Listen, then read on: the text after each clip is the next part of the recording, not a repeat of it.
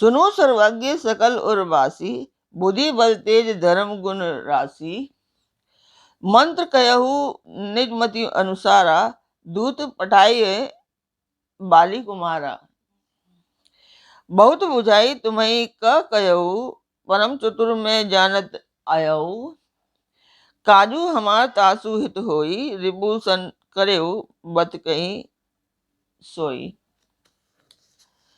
बंदी चरण उर धरी प्रभुताई, अंगद चलेऊ सबही सिरुनाई। प्रभु प्रताप उर सहज असंका, रन बांकुरा बालसुत बंका। बोलो सियापति रामचंद्र जी की जय। नमस्कार व्यूअर्स, और आप सब लोग कैसे हैं? आशा करती हूँ आप सब लोग अच्छे होंगे, स्वस्थ होंगे और मेरा रामचरितमानस का पाठ देख रहे होंगे। मैं भी सही हूँ, ठीक हूँ और रामचरितमानस का पाठ मैं पढ़ रही हूँ।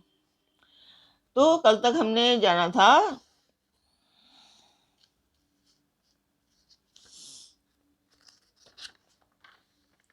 कि पत्नी के वचन कानों से सुनकर रावण खूब हंसा।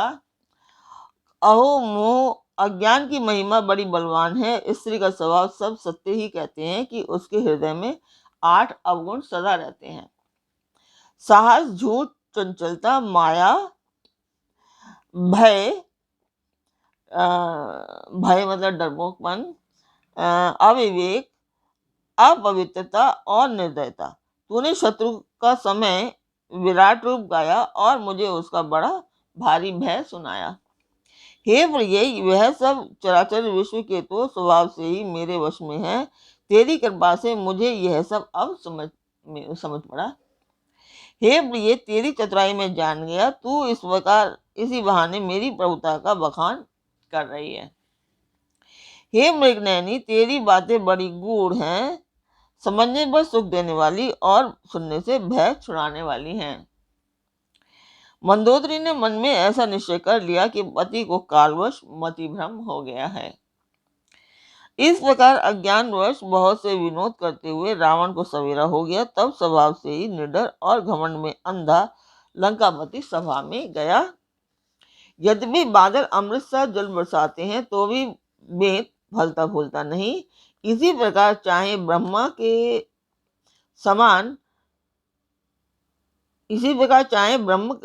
के समान भी ज्ञानी गुरु मिले तो भी मूर्ख के हृदय में चेत नहीं होता। तो यहाँ तक हमने कल जाना था। अभी मैं उन लोगों को बता दूं कि जो लोग मेरा कार्यक्रम आज देख रहे हैं, उनके लिए है कि मैं ये रामचरितमानस का पाठ क्यों कर रही हूँ, क्योंकि मैं ये एक शुभ कार्य के लिए कर रही हूँ और मंदिर के लिए है। आप लोग इसमें मेरा सहयोग कीजिए। आपका मैं सहयोग चाहती हूँ। सब्सक्राइब कीजिए, लाइक कीजिए और शेयर कीजिए, सो दैट कि जो भी मनी मुझे मिले मैं उस शुभ कार्य में लगा सकूं। तो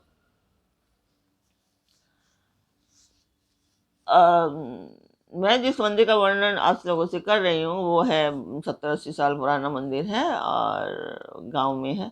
तो बस यही है। और तो इसमें आप लोग मेरा सहयोग कीजिए ज़्यादा से ज़्यादा और सब्सक्राइब कीजिए। परिवार और मित्रगणों को भी कहिए कि वो भी सब्सक्राइब करें, तो दैट कि जो भी यूट्यूब मनी आए तो मैं उसमें लगा सकूँ। तो जो मंदिर का मैं वर्णन कर रही हूँ उस मंदिर की वीडियो आपको डाल देती हूँ, आप लोग देखिए और कमेंट बॉक्स में मुझे अवश्य बताइए।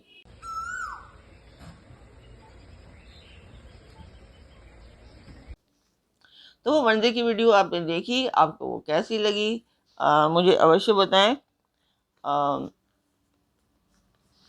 तो स्वागत करती हूँ मैं आप सभी का अपने इस कार्यक्रम रामचरितमानस के अयोध्या कांड पाठ में। तो शुरू करते हैं हम आज का पाठ। इसमें मैं आपको एक चीज बताना चाहती हूँ हमारी गवर्नमेंट के बारे में, कि वो इतना ज़्यादा कर्जा लेते जा रहे हैं और प्लीज़ रोकिए उनको। अभी जो भी लोग जितने भी लोग देख रहे हैं कम से कम उतना तो मैं उन लोगों तक तो समाचार पहुंचा ही सकती हूँ कि भाई अपनी जो जो भी मैं सोच रही हूँ वो अपनी सोच पहुंचा सकती हूँ कि भाई हाँ, कि मैं क्या सोच रही हूँ। इतनी बहुत ज़्यादा मतलब कर्जा ले रखा है, कर्जे से के बाद कहीं हमारा देश ही पाकिस्तान की तरह ना हो जाए, तो उस चीज़ को रोकना पड़ेगा। तो आप लोग सब लोग रोकिए उस चीज़ को।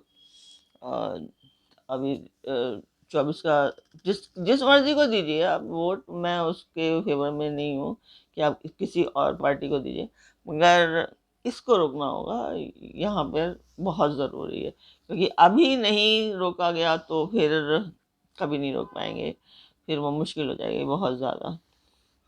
तो यही है।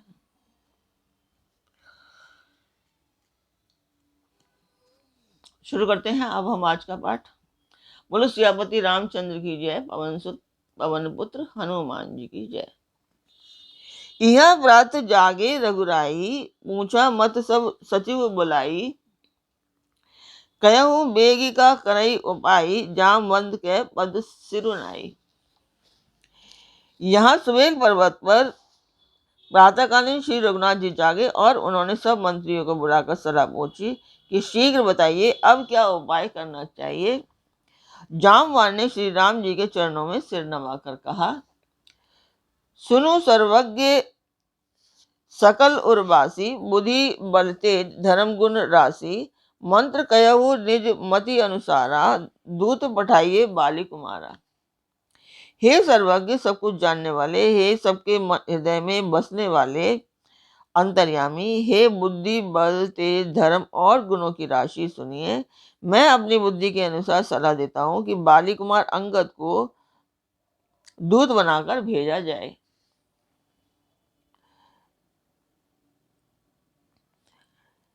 नेक मंत्र सबके मन माना, अंगद सन के कृपा निधाना। बालित बाल तनय बुद्धि बल गुण धामा, लंक जाहु तात मन कामा। यह अच्छी सलाह सबके मन में उजच गई। कृपा के निधान श्री राम जी अंगद से कहा, हे बल बुद्धि और गुणों के धाम बाली पुत्र, हे तात तुम मेरे काम के लिए लंका जाओ। बहुत बुझाई तुम्हि का कहु, परम चतुर मैं जानत अयहु। काजु हमार तासु हित होई, रिपुसन करे बत कहीं सोई। तुमको बहुत समझाकर क्या कहूँ, मैं जानता हूँ तुम परम चतुर हो। शत्रु से वही बातचीत करना जिससे हमारा काम हो और उसका कल्याण हो। प्रभु आज्ञा धरी दी शीस चरण बंदी, अंगद उठेऊ। सोई गुण सागर ईस राम, कृपा जा पर करो। सो प्रभु की आज्ञा से चढ़ाकर और उनके चरणों की वंदना करके अंगद जी उठे और बोले, हे भगवान श्री राम जी, आप जिस पर कृपा करें वही गुणों का समुद्र हो जाता है। स्वयं सिद्ध सब काज नाथ, मोहि आदरु दियऊ। अस विचारी जुबराज तन, पुलकित हर्षित हियऊ। स्वामी के सब कार्य अपने आप सिद्ध हैं, यह तो प्रभु ने मुझको आदर दिया है जो मुझे अपने कार्य पर भेज रहे हैं। ऐसा विचार कर युवराज अंगद का हृदय हर्षित और शरीर पुलकित हो गया। बंद चरण और धरि प्रभुताई, अंगद चले सब ही सिरुनाई। प्रभु प्रताप और सहज असंकारन, बांकुरा बाली सुत बंका। चरणों की वंदना करके और भगवान की प्रभुता हृदय में रखकर अंगद सबको सिर नवाकर चले। प्रभु की प्रताप को हृदय में धारण किए हुए रणबांकुरे वीर बालीपुत्र स्वाभाविक ही निर्भय हैं। पुर बैठत रावण कर बेटा, खेलत रहा सो होई गए बेटा। बात ही बात करस बड़ी आई, जुगल अतुल बल पुनि तरुनाई। लंका में प्रवेश करते ही रावण के पुत्र से भेंट हो गई जो वहां खेल रहा था। बातों ही बातों में दोनों में झगड़ा बढ़ गया, क्यों दोनों ही अतुलनीय बलवान थे और फिर दोनों की युवा अवस्था थी। ते ही अंगद कहु लात उठाई, गई पद पट के भूमि भवाई। निश्चर निकर दे कि भट भारी, जहाँ तहाँ चले ना सकहीं पूजा पुकारी। उसने अंगद पर लात उठाई। अंगद ने वही पैर पकड़कर उसे घुमाकर जमीन पर दे पटका। राक्षस के समूह भारी योद्धा देखकर जहां तहां चले, वे डर के मारे पुकार भी न मचा सके। एक एक सन मर्मु न कहूँ, समुझिता सुबद चुप कर रही। भयउ कोलाहल नगर मझारी, आव कपि लंका जय जारी।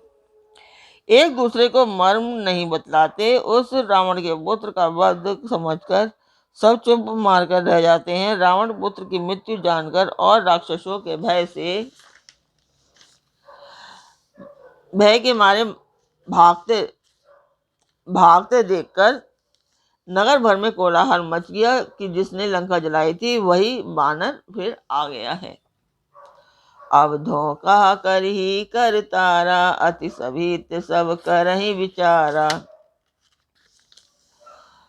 बिनु बोचे मगु देहि दिखाई, जेहि बिलोक सोई जाई सुखाई। सब अत्यंत भयभीत होकर विचार करने लगे कि विधाता अब न जाने क्या करेगा। वे बिना पूछे ही अंगद को रावण के दरबार की राह बता देते हैं। जिसे ही वे देखते हैं वही डर के मारे सूख जाता है। गयउ सभा दरबार तब, सुमिरि राम पद कंज, सिंह ठवनी इत उत चितव, धीर वीर बल पुंज। श्री राम जी के चरण कमलों का स्मरण कर अंगद रावण की सभा के द्वार पर गए और वे धीर वीर और बल की राशि अंगद सिंह किसी एड़ से इधर उधर देखने लगे। तुरंत निशाचर एक पठावा, समाचार रावण ही जनावा।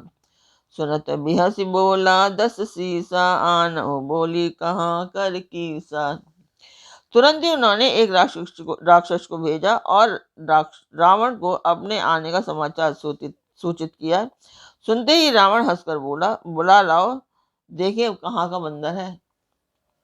आया सुपाई दूत बहुधाये, कवि कुंजरहि बोली ले आए। अंगद दीक दसानन वैसे, सहित प्राण कज्जल गिरि जैसे। आगे पाकर बहुत से दूत दौड़े और वानरों में हाथी के समान अंगद को बुला लाए। अंगद ने रावण को ऐसे बैठे हुए देखा जैसे कोई प्राण युक्त काजल का पहाड़ हो। भुजा बिटप सिर श्रृंग समाना, रोमावली लता जनु नाना। मुख नासिका नयन अरुकाना, गिरि कंद राखो अनुमाना। भुजाएं वृक्षों के और सिर पर्वतों के शिखरों के समान है। रोमावली मानो बहुत सी लताएं हैं। मुंह, नाक, नेत्र और कान पर्वत की कंदराओं और खों के बराबर हैं।